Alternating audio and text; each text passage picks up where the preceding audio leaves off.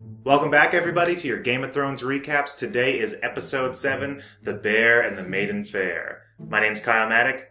Let's get right to it. This week we start at the base of the wall already, as Jon, Ygritte, and company presumably took an ice elevator to the bottom. Tormund shares some sex tips he learned from Paul, baby. And Ygritte spots the biggest building she's ever seen. A 2-story windmill that she mistakes for a palace.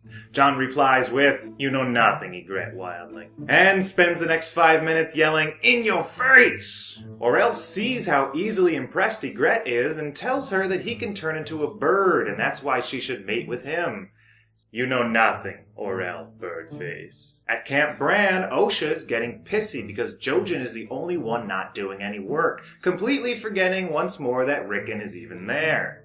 Jojen tells them that they're not going to the wall anymore. They're going past it, or over it, or whatever. I mean, why is the wall even there if everybody can just come and go as they please? Osha says that's a bad idea and tells a story about how her husband was turned into an ice zombie when she lived there, and Bran looks at her, points to his legs, and Osha returns to her work in silence. Meanwhile, Theon finally gets removed from his restraints and has his hood taken off.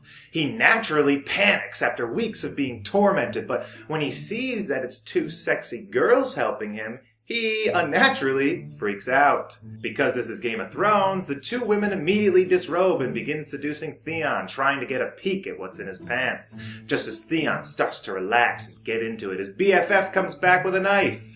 We don't see what happens, but we do hear this.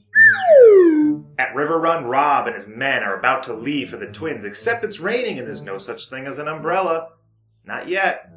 Robb takes advantage of this by spending some quality time with his wife. Afterwards, Talisa tells Robb that she's pregnant. That was quick. In the Brotherhood cave, Arya is still complaining that the Brotherhood sold Gendry to Melisandre. Lord Beric tells her it wasn't about the money, then immediately leaves to go ransom some Lannisters. Arya runs away, only to be caught by the Hound, who, apparently, only walked about half a mile when he left the Brotherhood 3 days ago. Outside King's Landing, Melisandre sails by the Red Keep with Gendry and tells him that's where his dad, the king, used to live. Gendry asks if he can see him, but Melisandre tells him no, that his dad was sent to live on a farm where he can run, frolic, and be with other kings. Inside the throne room, King Joffrey demands an audience with his Lord Grandpa. Seems Joffrey has grown bored with shooting Raz's corpse with his crossbow and wants to do some king stuff. Tywin tells him that there's a ribbon-cutting ceremony in a shop in Flea Bottom and that he could attend, but Joffrey is more interested in what Daenerys is up to. Seems he's heard that she has dragons, so naturally he wants a dragon too. Now Tywin tells him that he can only have a dragon if he promises to always take it for walks and feed it, and Joffrey swears that he will, but Tywin knows that after 2 weeks, he'll be the one taking care of it.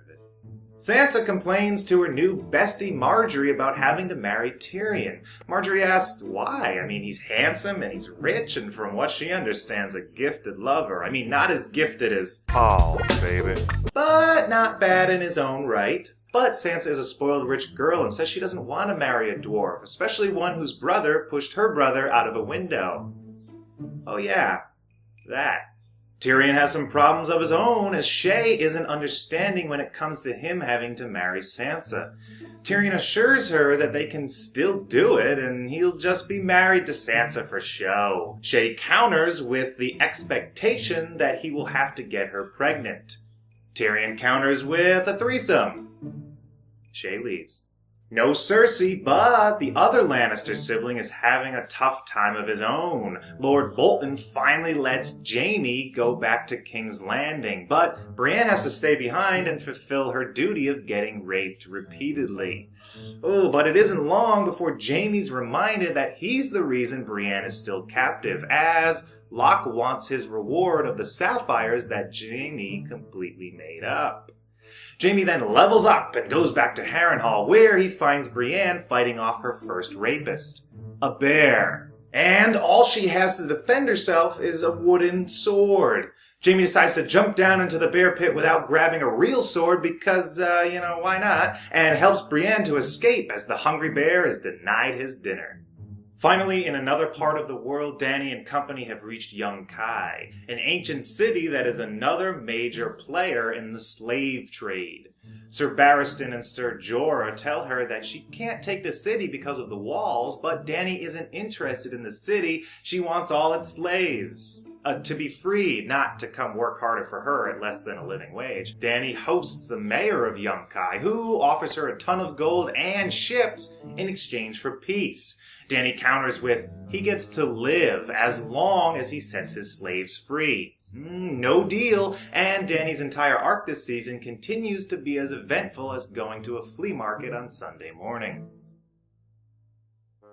The bear is still hungry and rummages around in a campsite for food, and Bran just sits there. Still. Thank you so much for watching this recap of Game of Thrones, The Bear, and the Maiden Fair. Make sure you tune in next week for our Episode 8 recap. My name's Kyle Maddock. Have a good week.